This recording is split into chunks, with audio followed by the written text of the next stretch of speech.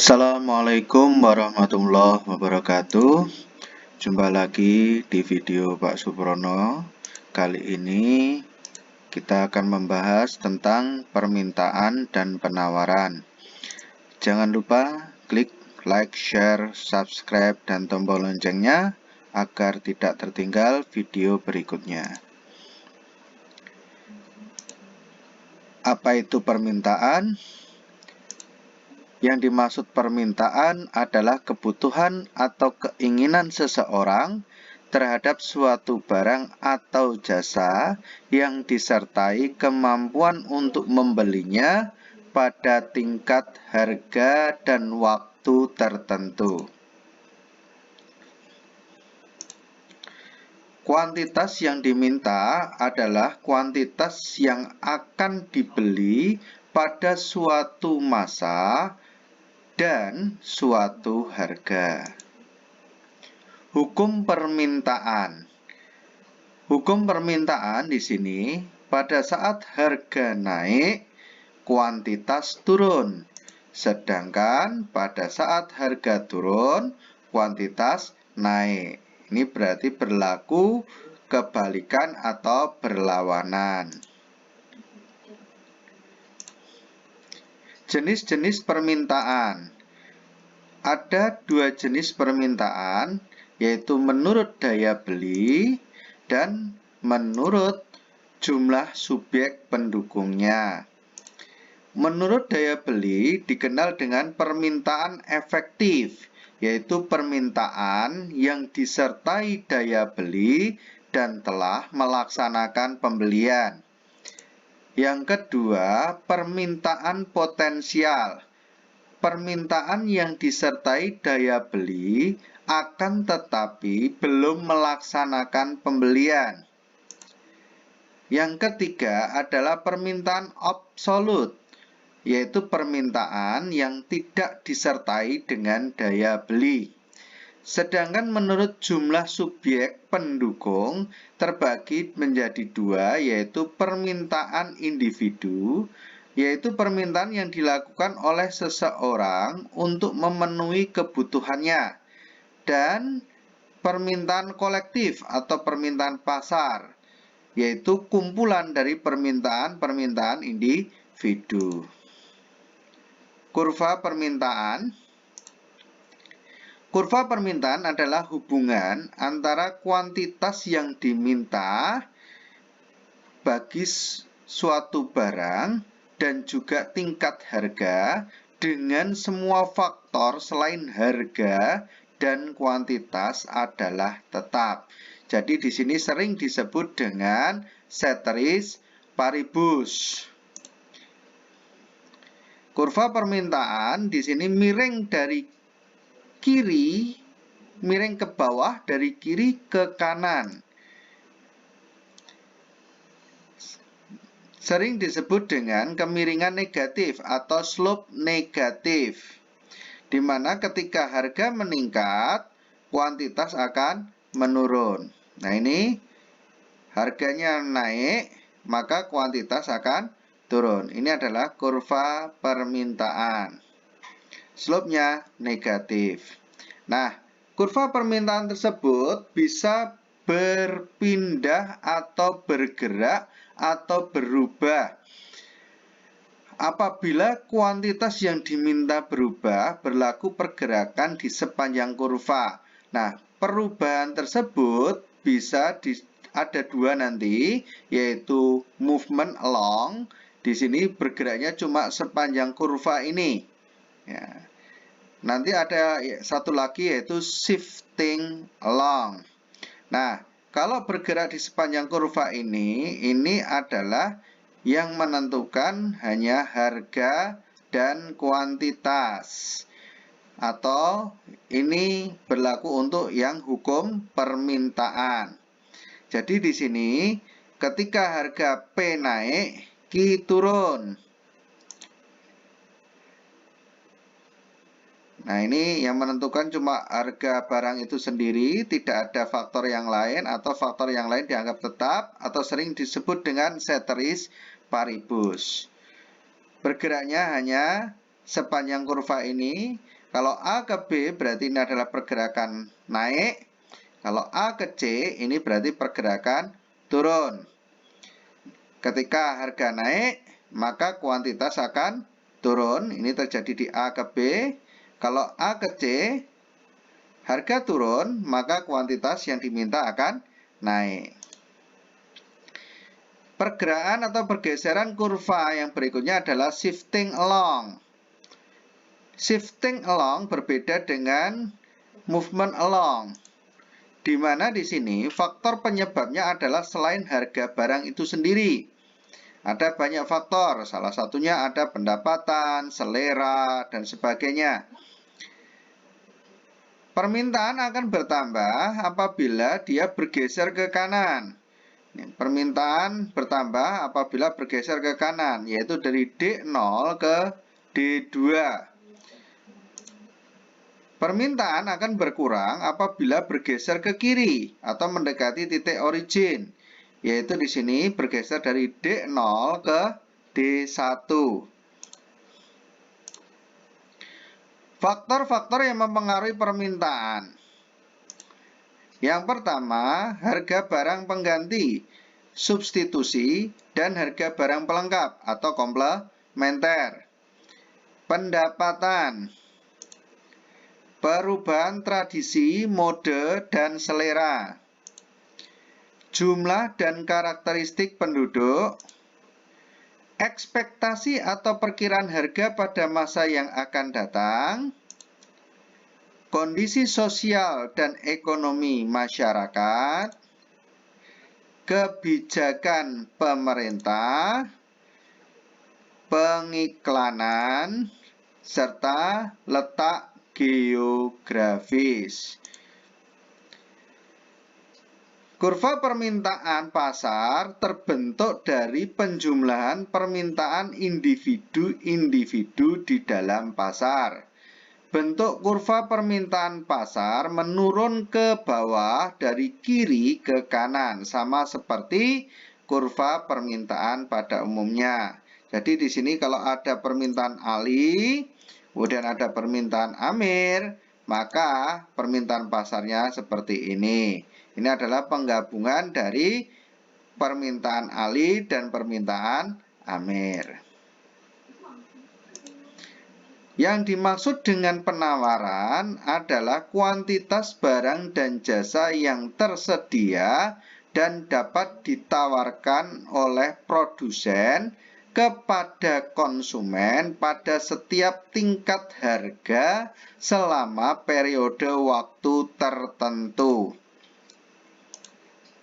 Kuantitas yang ditawarkan adalah kuantitas yang akan dijual pada masa dan suatu harga. Berbeda dengan hukum permintaan, kalau hukum penawaran itu searah, yaitu ketika harga naik, maka kuantitas naik. Sedangkan ketika harga turun, kuantitas juga ikut turun. Kurva penawaran adalah hubungan antara kuantitas yang ditawarkan suatu barang dan juga tingkat harga. Di sini juga sama, ceteris paribus. Kurva penawaran miring ke atas dari kiri bawah ke kanan atas.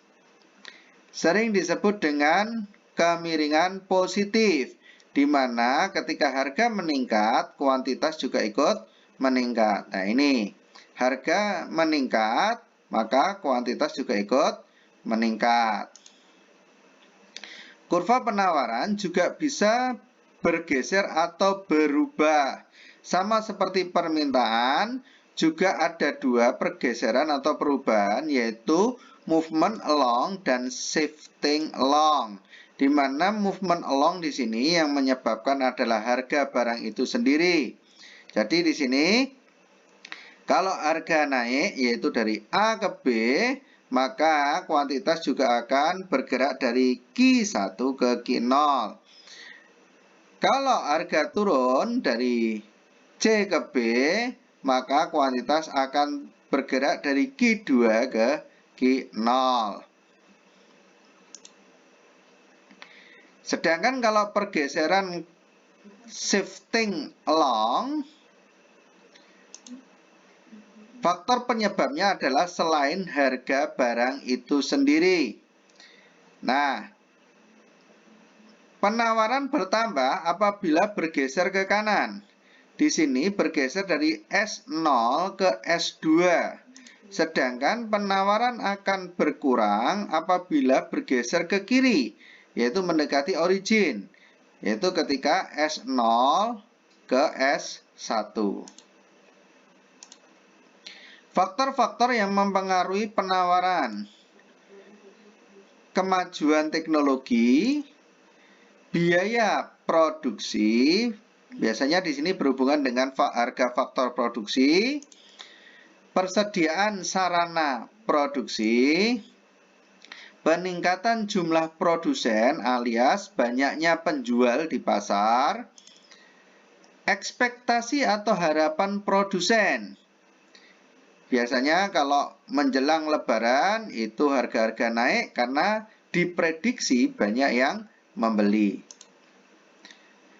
Peristiwa alam, kebijakan pemerintah, harga barang komplementer, letak geografis. Mekanisme pasar. Mekanisme pasar adalah penentuan harga pasar. Interaksi antara permintaan dan penawaran pasar akan menghasilkan harga P dan jumlah Q keseimbangan atau sering disebut dengan equilibrium pasar barang. Secara grafik, keseimbangan pasar ditunjukkan pada titik perpotongan antara kurva penawaran dengan kurva permintaan. Jadi ini kalau digambarkan, ini kurva keseimbangan, ini adalah D adalah kurva permintaan, S adalah kurva penawaran, maka keseimbangan pasar itu posisinya adalah di titik perpotongan antara kurva penawaran dan kurva permintaan, yaitu di posisi E. Maka ketika ada pergerakan harga di posisi P1, ini berarti harganya naik, maka di posisi ini nanti akan terjadi kelebihan penawaran. Sedangkan kalau terjadi pergerakan harga di P2 di sini harganya berarti turun, maka akan terjadi kelebihan permintaan.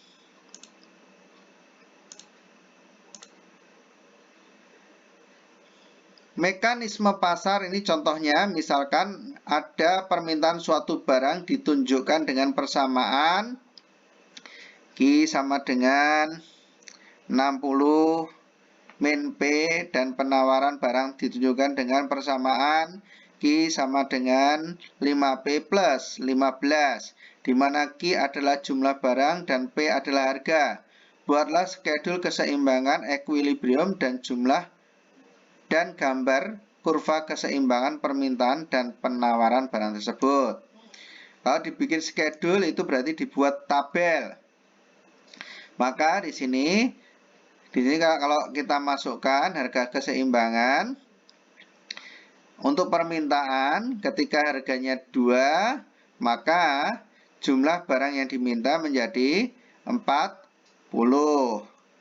Ketika harganya 3, maka kuantitasnya menjadi 30. Ketika harganya 4, kita masukkan ke permintaan di sini, jumlah barang yang diminta menjadi 20. Untuk penawaran, ketika harga 2 kita masukkan di sini, berarti 2 kali 5, 10 ditambah 15, itu berarti 25. Ketika harga 3, jumlahnya 30. Ketika harganya 4, jumlahnya 35. 5. Maka keseimbangan terjadi ketika kuantitas permintaan dan kuantitas penawaran sama, yaitu pada saat harga 3. Sedangkan kalau secara matematis, ini kita bikin persamaan. QS sama dengan QD. Maka ini 5P plus 15 sama dengan 60 min 10P. Ini P kita gabungkan menjadi P, yang tanpa P kita jadikan 1. Ini min 10P kita pindah ke kiri menjadi 10P menjadi 15P. 15 plus pindah ke kanan menjadi min. Berarti 60 kurangi 15 hasilnya 45. Maka P-nya adalah 3, D-nya adalah 30. Kalau digambarkan, keseimbangannya adalah sebagai berikut. Di titik 3, kuantitasnya 30.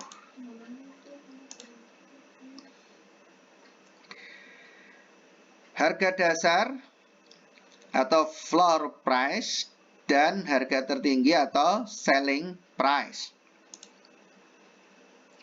Suatu kebijakan pemerintah dalam perekonomian untuk mempengaruhi bekerjanya mekanisme pasar yang bertujuan mengendalikan keseimbangan equilibrium pasar. Jadi kebijakan ini dibuat oleh pemerintah supaya keseimbangan selalu terjadi, sehingga tidak terjadi monopoli ataupun juga tidak terjadi kekurangan barang. Harga dasar atau sering disebut dengan floor price adalah harga eceran terendah yang diterapkan oleh pemerintah terhadap suatu barang disebabkan oleh melimpahnya penawaran barang tersebut di pasar. Nah, efek dari melimpahnya barang di pasar ini akan berakibat harga itu terlalu rendah. Ketika harga terlalu rendah, maka produsen dirugikan. Sehingga di sini harga dasar ini biasanya melindungi produsen. Nah, ketika diterapkan harga dasar atau sering disebut dengan harga eceran terendah, maka nanti harga itu akan berada di atas harga pasar. Mengingat harga pasar itu dianggap terlalu rendah, yaitu di titik P1 ini. Harga pasar di sini dianggap terlalu rendah, maka harga dinaikkan di posisi P1 ini. Nah, ketika dinaikkan ke posisi P1 ini, harganya akan naik. Sesuai dengan hukum, biasanya ketika harga naik, maka kuantitas yang diminta oleh konsumen itu akan berkurang, sehingga di sini akan menimbulkan excess supply atau kelebihan barang yang ditawarkan. Yang kedua adalah harga tertinggi atau selling price. Harga tertinggi adalah harga maksimum yang ditetapkan berkenaan dengan menurunnya penawaran barang di pasar. Pemerintah melakukan operasi pasar. Nah, harga eceran tertinggi di sini, ini karena harga pasar ini dianggap terlalu tinggi. Ketika terlalu tinggi, maka akan membebani masyarakat, sehingga permintaan akan berkurang. Oleh karena itu, harga diturunkan di posisi P2. Biasanya di sini pemerintah melakukannya dengan menggunakan operasi pasar. Sehingga di sini harga eceran tertinggi ini cenderung melindungi konsumen. Nah, ketika harga turun, asumsinya karena murah, maka konsumen akan berusaha membeli barang itu sebanyak-banyaknya atau banyak konsumen yang ingin membelinya. Nah, ketika harga murah ini biasanya barang yang tersedia itu tidak begitu banyak, sehingga di sini akan terjadi kelebihan permintaan.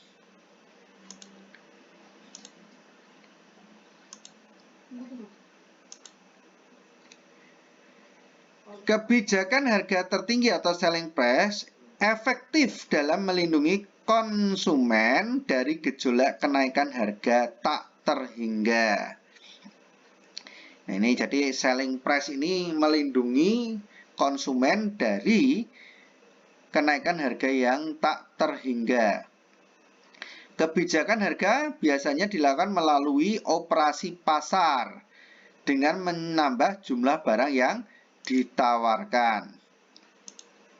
Nah, ini gambar kebijakan harga.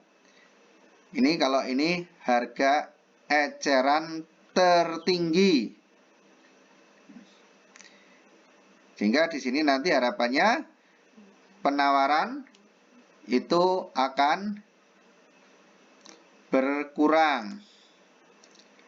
Kebijakan harga terendah atau floor price efektif melindungi produsen dari penurunan harga barang sampai tak terhingga.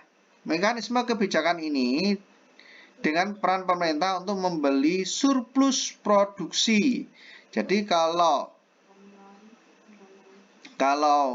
di floor price ini pemerintah akan membeli. Jadi membeli supaya tidak terjadi yaitu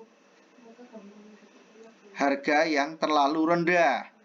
Nah, dengan kelebihan yang ditawarkan itu dibeli, maka jumlah barang yang ada di pasar itu akan berkurang sehingga harganya menjadi normal kembali.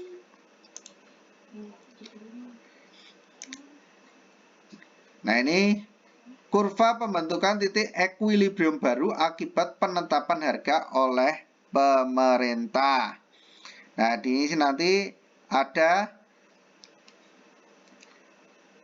shortage-nya, ini posisinya ada, ini surplusnya ini. Nah, ini adalah kelebihannya.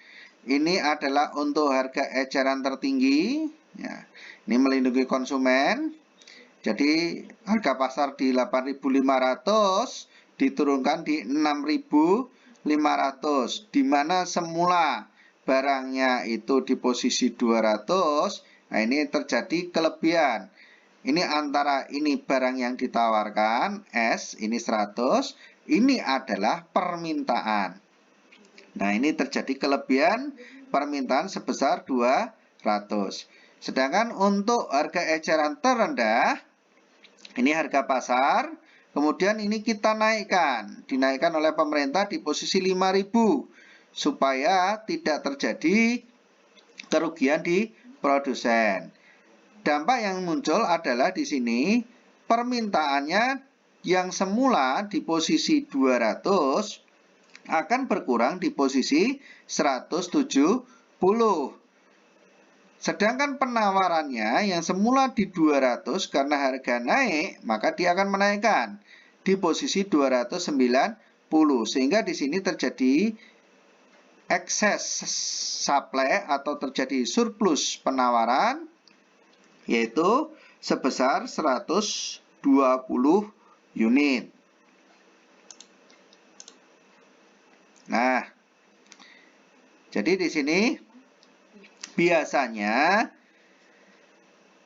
excess supply di sini ini akan terjadi ketika terjadi overproduksi. Ini contohnya adalah ketika panen raya. Jadi ketika panen raya ini overberas sehingga di sini terjadi excess supply. Makanya harga harus dinaikkan di PM. Nah, di sini kalau dinaikkan ke PM, maka QS ini yang ditawarkan, ini QD jumlah yang diminta. Nah, kelebihannya ini nanti akan dibeli oleh pemerintah. Jadi supaya nanti harga tetap stabil, ini pemerintah akan membeli. Kalau berbeda dengan harga eceran tertinggi. Ini biasanya terjadi ketika paceklik panen. Nah, harga terlalu mahal. Maka supaya harga turun, di sini pemerintah nanti akan menjual dengan harga yang relatif lebih murah untuk barang yang terjadi over permintaan di sini. Nah, di sini kan harganya terlalu tinggi karena paceklik ya. Jumlah penawaran tidak begitu banyak. Dan di sini posisi di PE ini adalah masyarakat tidak sanggup membeli. Makanya harus diturunkan di PMAX. Ini harus diturunkan di sini. Sehingga di sini ada kelebihan excess demand. Banyak masyarakat yang belum bisa membeli. Supaya harganya tidak naik, maka di sini pemerintah dia akan menjual. Nah, menjualnya di sini biasanya dalam bentuk operasi pasar.